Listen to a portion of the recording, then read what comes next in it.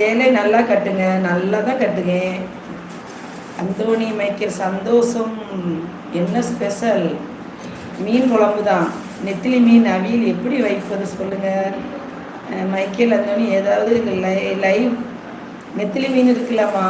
அதை நெத்திலி மீனை வாங்கி ரெண்டாக அப்படி கிழிச்சு எடுத்தா அதில் உள்ள இருக்க முள் வந்துடும். அப்படியே அந்த முள் அவ்வளோ எடுத்துட்டு கழுவி வச்சுட்டு, அப்புறம் பொடி வெங்காயம், பச்சை மிளகா குட்டி குட்டியாக கீறி அந்த மீனில் போடுறோம்.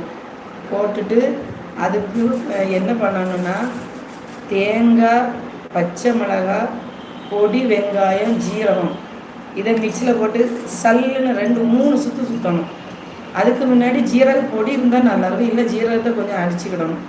அடிச்சுட்டு தேங்காய், வெங்காயம், ஜீரகம், கொஞ்சோண்டு கொஞ்சம் நிறைய இல்லை, கொஞ்சோண்டு கம்மியாக மஞ்சள் போட்டு 2-3 சுற்று சுற்றி அது பருபருன்னு இருக்குமா, அதை ஒரு பாத்திரத்தில் எடுத்து வச்சுக்கிட்டு மீனில் நல்ல மசாலையெல்லாம் போட்டுட்டு, புளிப்புக்கு பதிலாக கொஞ்சம் மாங்காய் போட்டால் நல்லாயிருக்கும். மாங்காய் இல்லாட்ட கொஞ்சோண்டு புளி ஊற்றணும், நிறைய ஊற்றக்கூடாது, லைட்டாக. அப்படி குழுன்னு அப்படியே வச்சிடணும்.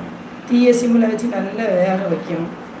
வேக வச்சோன்னே அது கொதிக்கும் போது கொஞ்சம் கருவேப்பிலை மேலே தூவி கொஞ்சம் தேங்காய் விட்டு திருப்பி வேக வைக்கணும்.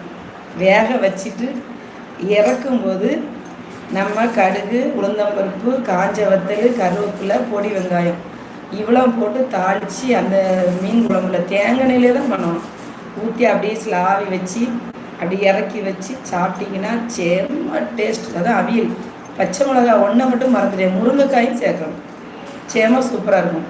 மாங்காய், பச்சை மிளகா, பொடி வெங்காயம், முருங்கைக்காய் இது போட்டு வச்சு பாருங்கள் நீங்கள்.